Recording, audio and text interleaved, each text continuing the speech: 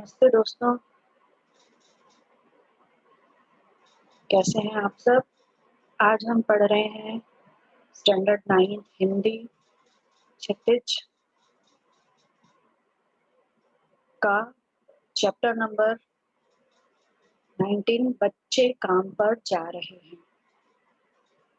ये एक कविता है जो राजेश जोशी द्वारा लिखी गई है। इस कविता में एक बहुत ही सीरियस सोशल प्रॉब्लम पे हम सबका ध्यान केंद्रित किया गया है। हम सभी रोज बाजार आते समय, घर से बाहर जाते समय कई बच्चों को काम करते देखते हैं, पर कभी हमारे मन में ख्याल नहीं आता है कि ये बच्चे आखिर काम क्यों कर रहे हैं, जबकि हमारे बच्चे घरों में खेल रहे हैं, स्कूल जा रहे हैं। कई बार ट्रैफिक सिग्नल पे आपने बच्चों को फूल बेचते देखा होगा, टिश्यू पेपर बेचते देखा है। छोटे-छोटे बच्चे कुछ ना कुछ खिलौने बेचते रहते हैं, कई बच्चे किताबें बेचते रहते हैं, कई बच्चों को हार्ड वर्क करवाया जाता है। हम देखते हैं कंस्ट्रक्शन साइट पे देखिए छोटे-छोटे बच्चे काम कर रहे होते हैं या कई छोटे बच्चे अपने घरों का काम करते हैं क्योंकि उनके माता-पिता बाहर काम करने गए होते हैं। तो उस छोटी-सी उम्र में जबकि बाकी बच्चे दुनिया के जो अच्छे घरों जो जो अ, जिनकी आर्थिक स्थिति अच्छी होती है, ऐसे बच्चे खेल रहे होते हैं, पढ़ रहे होते हैं। उस समय बाकी बच्चे जो कि आर्थिक स्थिति से कमज़ोर हैं, उनके माता-पिता, वो अपने बच्चों को पढ़ने नहीं भेज पाते हैं, खेलने के लिए नहीं समय मिल पाता है उन्हें। वो अपने घरों का काम कर रहे होते हैं या दूसरों का काम कर रहे होते हैं पैसे कमाने के लिए। तो यह कविता हमारा ध्यान इस समस्या की ओर केंद्रित करती है। चलिए पढ़ते हैं फर्स्ट पैरा। कोहरे से ढकी सड़क पर बच्चे काम पर जा रहे हैं। सुबह-सुबह बच्चे काम पर जा रहे हैं। कोहरे से ढके इसका मतलब है कि सर्दियों के दिन हैं। ऐसे समय में जब सर्दियों में बड़े लोग ही बड़ी मुश्किल से काम पे जाते हैं, बहुत भारी भरकम ऊनी कपड़े पहन के लोग काम पे जाते हैं, उस समय छोटे-छोटे बच्चे अपने घरों से निकल कर जबकि उनका मन कर रहा होगा कि वो भी रज़ाइयों में सोएँ, वो अपने काम पे जा रहे हैं। इन 2 लाइनों में ही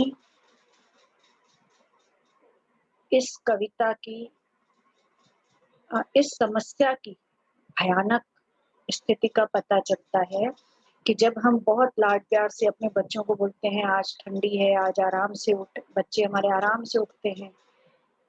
उस समय उस आपने देखा होगा कई बार बहुत सर्दियों में भी छोटे बच्चे अपना काम करते रहते हैं, सड़कों पे कुछ न कुछ बेचते रहते हैं या कोई अपने काम में बिज़ी होते हैं क्योंकि ये उनकी मजबूरी है। तो कोहरे से ढकी सड़क पर बच्चे काम पर जा रहे हैं। सुबह-सुबह बच्चे काम पर जा रहे हैं।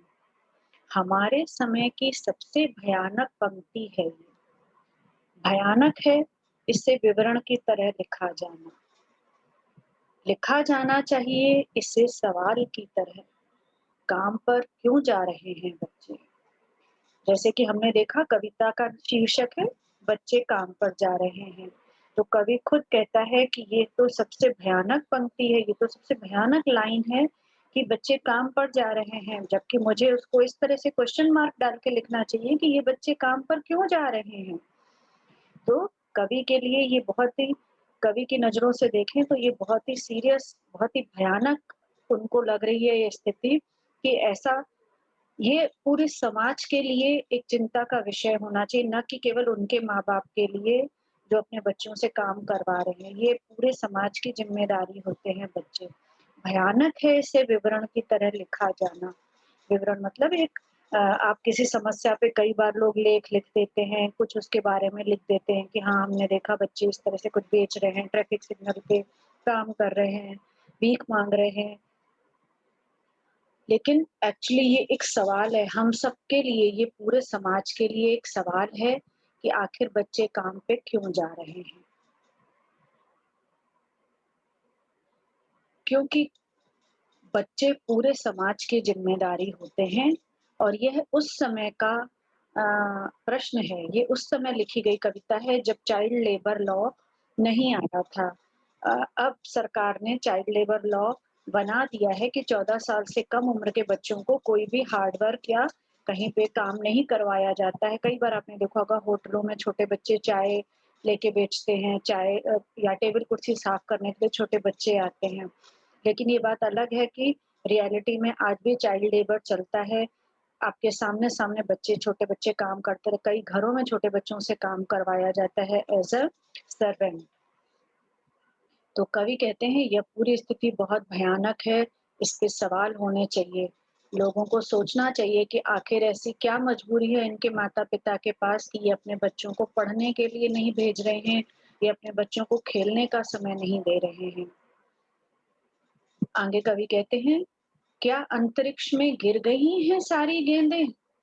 क्या दीमकों ने खा लिया है सारी रंग-बिरंगी किताबों को?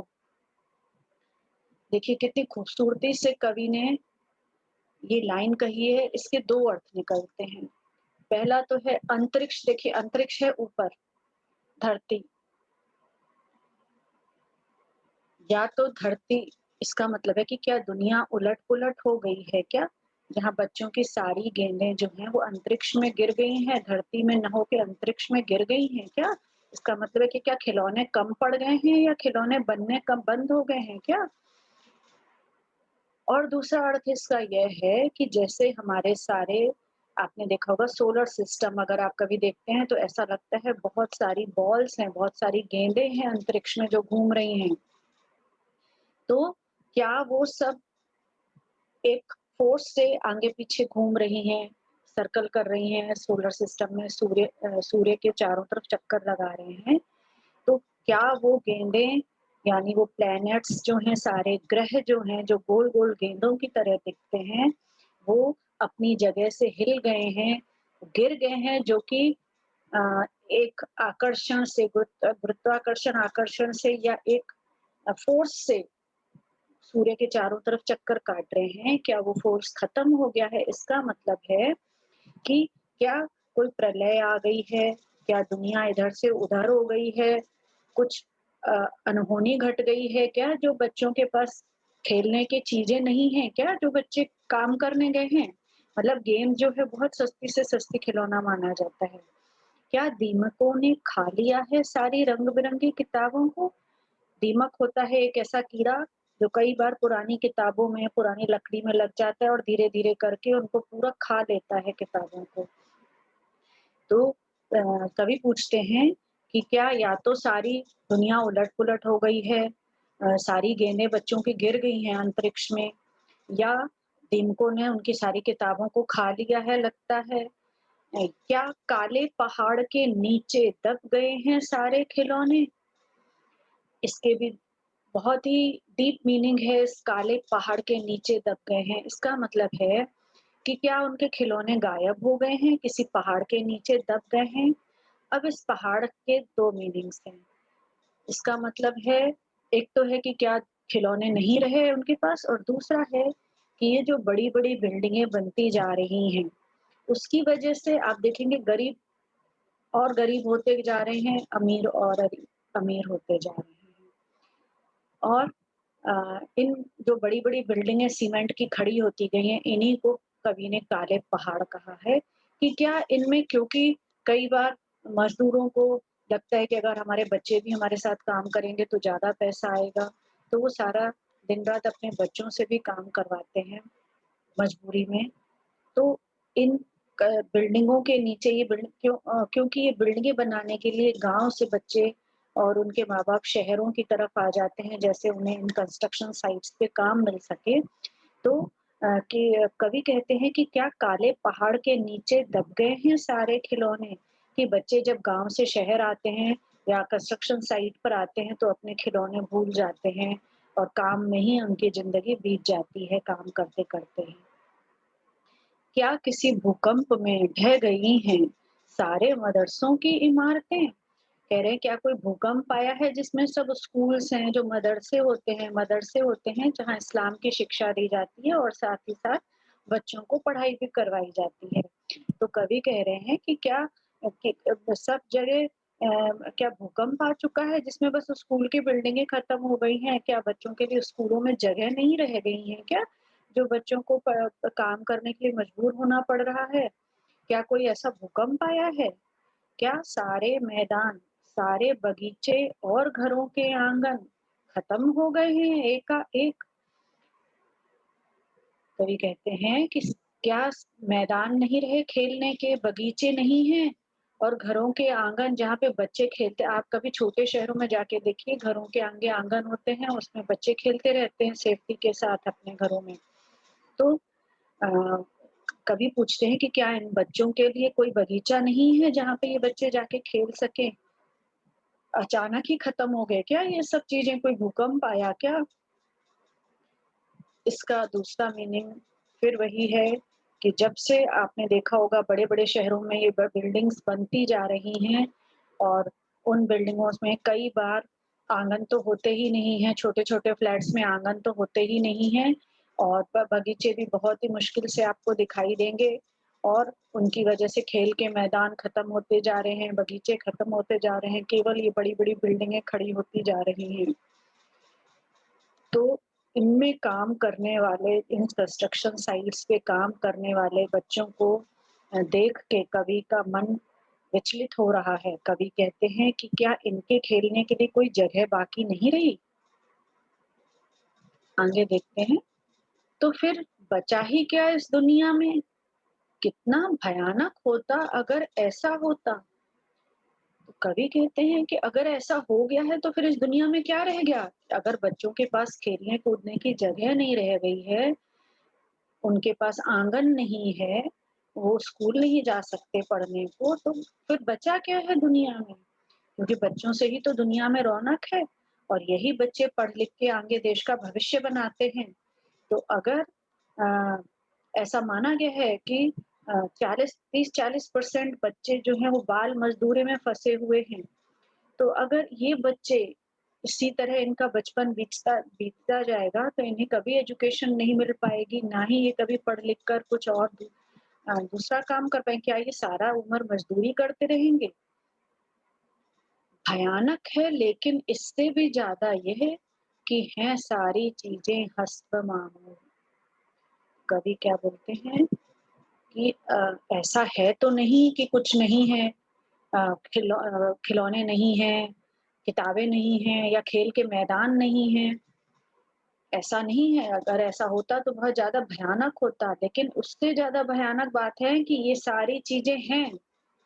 सारी चीज़ें हैं, किताबें हैं, स्कूल हैं, खिलौने हैं, आंगन भी हैं, बगीचे भी हैं, लेकिन फिर भी ये बच्चे उस वहाँ नहीं खेल के वहाँ नहीं जा पा रहे हैं खेलने और काम पे जा रहे हैं। ये उससे ज़्यादा भयानक बात है कि अगर कभी कोई भूकंप आ जाए और खेल के मैदान और स्कूल गिर जाएँ, उससे ज़्यादा भयानक बात है कि स्कूल हैं, स्कूल में कुछ बच्चे जा रहे हैं और कुछ बच्चे नहीं जा पा रहे, ये उससे ज़्यादा भयानक बात है। तो कवि का मन बहुत विचलित हो गया है उन बच्चों को काम करते हुए देखकर। हम और आप भी रोज़ बच्चों को देखते हैं काम करते हुए, लेकिन हम इस समस्या के बारे में कभी गंभीरता से नहीं सोचते हैं। आप देखिए इस चित्र में जो बच्चा फुटबॉल बना रहा है, उसके मन में कितना ना ख़्याल आता होगा कि कब मैं भी इस बॉल से खेल पाऊँ, लेकिन क्योंकि उसे अपना एक काम का समय पूरा करना है कि इतनी बॉल बनाओगे तो इतने पैसे मिलेंगे, तो वो अपने काम में बॉल बनाने का काम करता रहता है। क्या आप सोचिए उस छोटे से बच्चे को, जो बच्चे खिलौने बनाते हैं या खेल के मैदान के आस-पास से गुज़रते हैं काम करते हुए, उनका मन नहीं करता होगा कि वो भी खेलें? तो कवि कहते हैं ये बहुत भयानक समस्या है, इस पे हम सबको सोचना चाहिए। तो चलिए इस अभी ये कविता समाप्त होती है। आप हम सबको सोचने पर मजबूर करते हुए कि जब हम इन छोटे बच्चों को सड़कों पे, ट्रैफिक सिग्नल पे देखते हैं, तो हम और आप उनके लिए क्या कर सकते हैं। So say no to child labour, stop child labour. हम सबको इस समस्या के बारे में सोचना चाहिए। Thank you very much for watching this video. Please place your comment. Thank you.